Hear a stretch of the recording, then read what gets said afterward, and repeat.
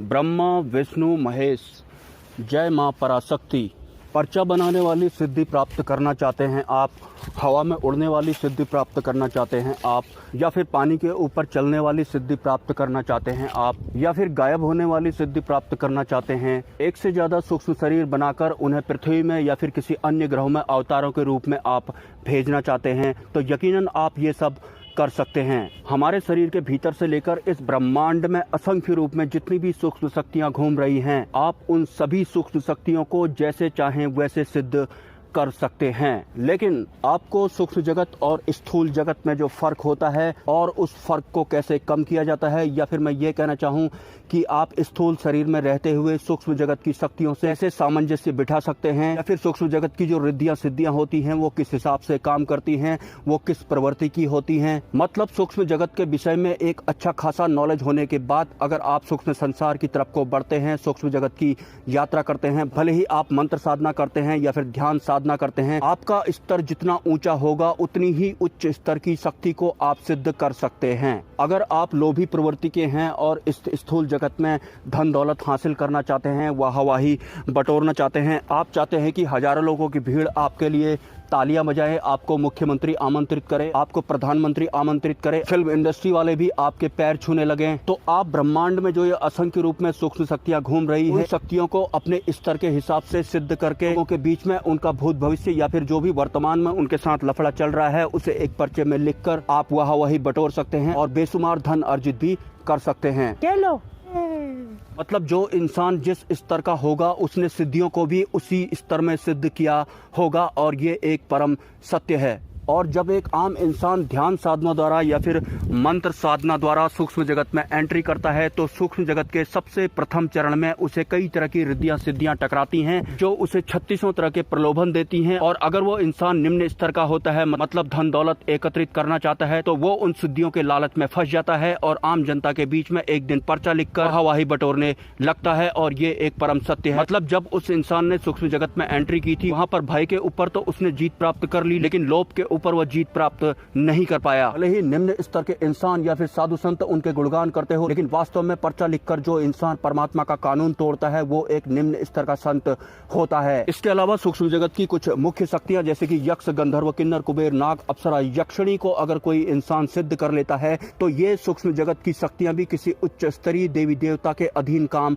करती हैं या फिर उनके अधीन होती हैं। कोई भगवान शिव के अधीन काम करती हैं, कोई माँ पराशक्ति या माँ काली के अधीन काम करती हैं, और कुछ हनुमान जी के अधीन काम करती हैं, मतलब हनुमान जी के गणों में शामिल होती हैं। कुछ निम्न स्तर के साधु संत तो झूठ बोलने वाले भूत प्रेतों को सिद्ध कर लेते हैं और उनसे पर्चा लिखवाते हैं। झूठ बोलने वाले भूत प्रेत इस कदर झूठ बोलते हैं कि वो अपने आप को सबके सामने मैं हनुमान जी हूँ बोलते हैं या फिर मैं कोई अन्य माता हूँ बोलते हैं। हालांकि ऐसे झूठ बोलने वाले भूत प्रेत किसी भी इंसान की खोपड़ी के अंदर जाकर उसके कोई भी राज जान लेते हैं और आराम से पर्चा भी लिख देते हैं। ऐसे झूठ बोलने वाले भूत प्रेत जय बजरंगबली, जय श्री राम या फिर हर हर महादेव कहने में भी नहीं हिचकते, क्योंकि ऐसे झूठ बोलने वाले निम्न स्तर के भूत प्रेतों को जो जब जीवित थे तब भी वो झूठ ही बोला करते थे और मृत्यु के बाद भी वो झूठ बोलने वाले भूत प्रेत ही रह गए। इस तरह के झूठ बोलने वाले भूत प्रेतों को ना तो कभी मुक्ति मिलती है, और इस तरह के झूठ बोलने वाले निम्न स्तर के भूत प्रेतों को झूठ बोलने में बिल्कुल भी परेशानी नहीं होती, क्योंकि उन्हें निम्न स्तर के साधक या भगत द्वारा जिसने कि उसे सिद्ध किया हुआ होता है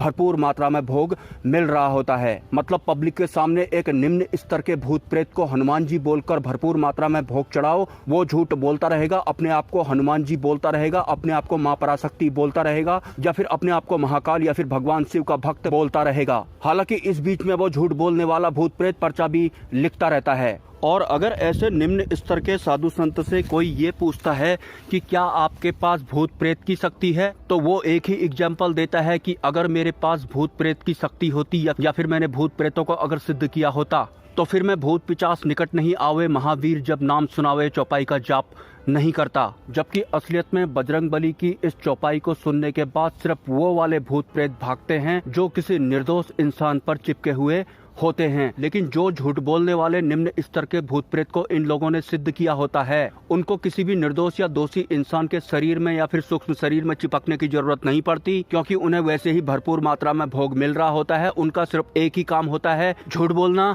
और पर्चा लिखना। खैर, इस तरह के निम्न स्तर के पर्चा लिखने वाले साधु संतों के बारे में मैं क्या बोलूं, जो सूक्ष्म जगत की यात्रा में सबसे पहले तो लोभ लालच में यानी कि सिद्धियों के लालच में ही फंस गए और अज्ञानतावश ऐसे निम्न स्तर के साधु संतों को कई लोगों ने अपना गुरु भी बना रखा है। सूक्ष्म जगत की यात्रा की शुरुआत जब आप करते हैं, परम सिद्धि मोक्ष प्राप्ति के लिए आप सूक्ष्म जगत में एंट्री करते हैं, तो वहां पर काम, क्रोध, लोभ, मोह, भय, इन विकारों से इन्हीं सिद्धियों द्वारा आपकी परीक्षा ली जाती है। आपको इन सिद्धियों को इग्नोर करना पड़ता है, तो ही परम सिद्धि मोक्ष की ओर आपका रास्ता प्रशस्त होता है। ये नहीं कि आप मोक्ष प्राप्ति हेतु सूक्ष्म जगत में आए थे, आपने उच्च स्तरीय देवी देवता के मंत्र जप करना भी शुरू कर दिया, आपको सूक्ष्म जगत की बहुत सारी शक्तियां भी दिखाई पड़ रही हैं और वहीं आपको कोई खूबसूरत सी नागकन्या दिखाई पड़ी या फिर खूबसूरत सी इंद्रलोक में नृत्य करने वाली अप्सरा दिखाई पड़ी या फिर माता पराशक्ति की टीम मेंबर कोई यक्षिणी आपके समक्ष खूबसूरत अंदाज में खड़ी हो गई, तो वहीं पर आपके स्तर का पता लग गया और उसके बाद इस दुनिया में आकर आप अपनी सिद्धियों का घमंड दिखा रहे हैं, शक्तियों का प्रदर्शन कर रहे हैं। एक निम्न स्तर का संत दूसरे निम्न स्तर के संत को नीचे दिखाने में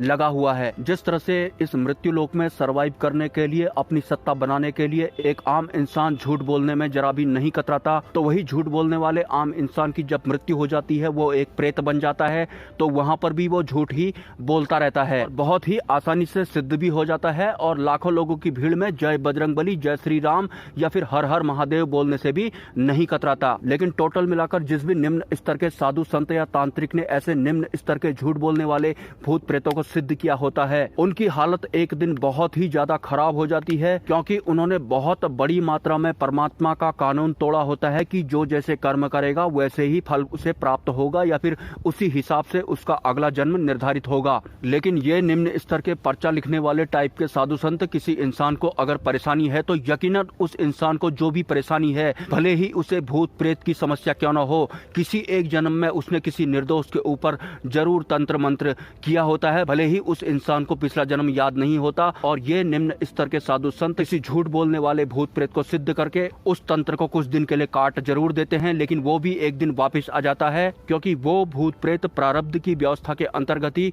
किसी भी इंसान में चिपका हुआ है। तो वैसे भी जो ये लाइव दरबार लगाते हैं, लोगों के भूत प्रेत भगाते हैं या फिर उतारा करते हैं, ये परमात्मा का कानून तोड़ते हैं, ये वैसे ही सजा के भागीदार बन जाते हैं। सो गाइस, ये था मेरा आज का वीडियो। मिलते हैं नेक्स्ट वीडियो में। ब्रह्मा, विष्णु, महेश एंड जय मां पराशक्ति।